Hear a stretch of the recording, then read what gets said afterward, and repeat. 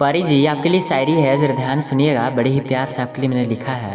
शायरी का अगर एक लाइन भी अच्छा लगेगा तो ज़्यादा से ज़्यादा शेयर करिएगा, लाइक करिएगा और चैनल को भी ज़रूर सब्सक्राइब कीजिएगा। रात गुमसुम है मगर चैन खामोश नहीं, रात गुमसुम है मगर चैन खामोश नहीं, कैसे कह दूँ आज फिर होश नहीं। ऐसे डूबा तेरी आँखों की गहराई में, ऐसे डूबा तेरी आँखों की गहराई में, हाथ में जाम है मगर पीने का होश नहीं, मगर पीने का होश नहीं।